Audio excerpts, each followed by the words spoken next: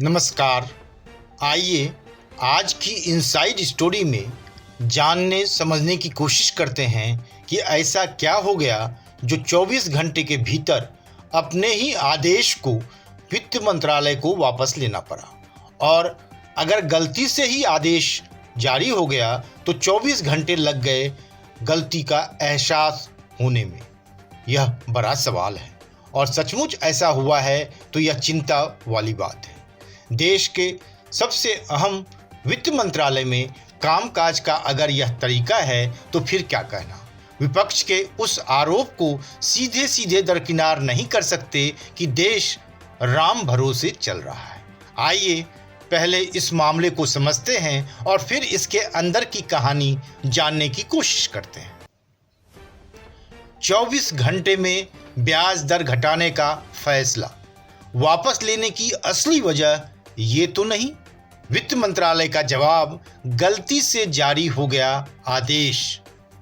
क्या वित्त मंत्री के इस जवाब से आप इत्तेफाक रखते हैं?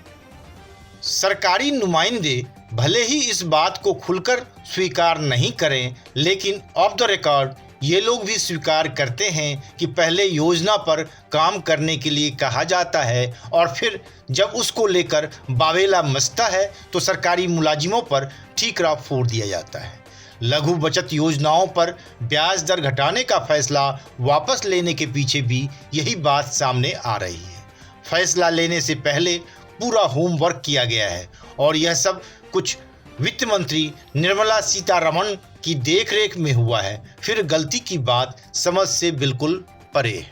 24 घंटे के भीतर वित्त मंत्रालय ने अपना आदेश वापस ले लिया है। वित्त मंत्री निर्मला सीतारमण का कहना भी समझ से परे है कि गलती से ब्याज दर घटाने का आदेश जारी हो गया था।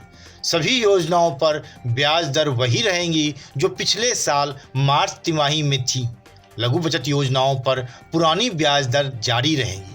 बचत खाते में जमा रकम पर सालाना 4% ब्याज मिलता रहेगा। बता दें कि सरकार ने बुधवार को ही लोक भविष्य निधि पीपीएफ और एनएससी राष्ट्रीय बचत प्रमाण पत्र समेत लघु बचत योजनाओं पर ब्याज दरों में 1.1% तक की कटौती की। यह कटौती 1 अप्रैल से शुरू 2021-22 की पहली तिमाही के लिए की गई थी। ब्याज दर घटने के रुझान के अनुरूप यह कदम उठाया गया था।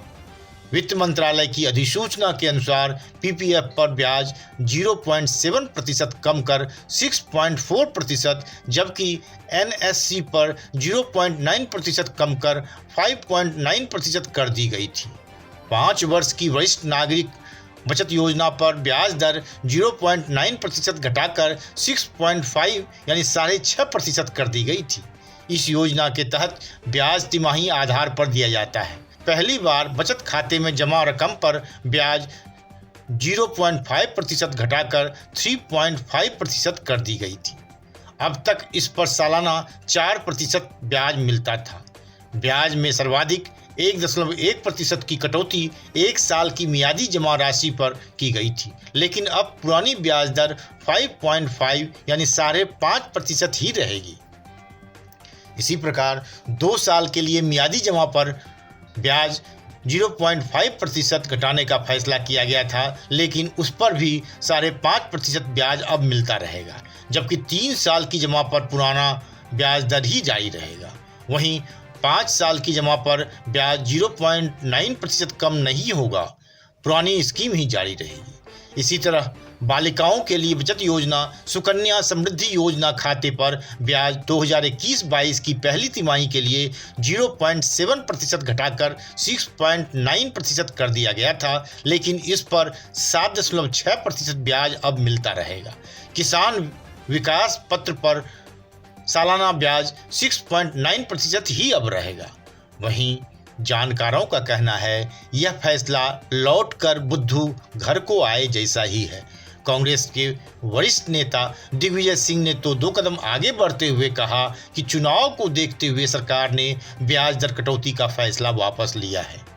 मंत्रालय के सूत्र भी बताते हैं कि ब्याज दर पर फैसला लेने से पहले इस पर होमवर्क किया गया है और यह होमवर्क एक दो दिन का नहीं रहा है, बल्कि इस पर काफी दिनों से मंथन चल रहा था। मंत्रालय के सूत्र की बातों और कांग्रेस नेता दिग्विजय सिंह के इस मसले पर दिए गए स्टेटमेंट पर गौर करें तो इस बात से इनकार नहीं किया जा सकता है कि चुनाव को देखते हुए ब्याज दर में कटौती के फैसले को वापस लेना पड़ा है। बता दें कि पश्चिम बंगाल व असम में आज 1 अप्रैल को दूसरे चरण का मतदान चल रहा है और कहा जा रहा है कि वित्त मंत्रालय के इस फैसले का वहां की जनता पर असर जो पड़ता हुआ दिखाई दिया, उसके बाद ही आनन फानन में 24 घंटे के भीतर फैसला वापस लेने को मजबूर होना पड़ा वित्त मंत्रालय को। कहने वाले तो यहाँ तक कहते हैं कि कुछ दिन पहले तक पेट्रोल डीजल के दाम किस तेजी से बढ़ रहे थे यह सभी को याद होगा, और मतदान के दिन नज़दीक आते ही कैसे पहले 2-3 हफ्ते कीमत नहीं बढ़ा, कांस्टेंट रहा, और फिर अब तो कीमत कम भी होना शुरू हो गया है। जबकि सरकार के नियंत्रण से बाहर होने की बात सरकार की तरफ से कही जाती रही है। सरकार की माने तो महज यह संयोग है, लेकिन जनता समझदार है, वह तो सब कुछ समझती बूझती है और समय आने पर ही जवाब देती है। तो इंतजार करें जनता के जवाब का। धन्यवाद।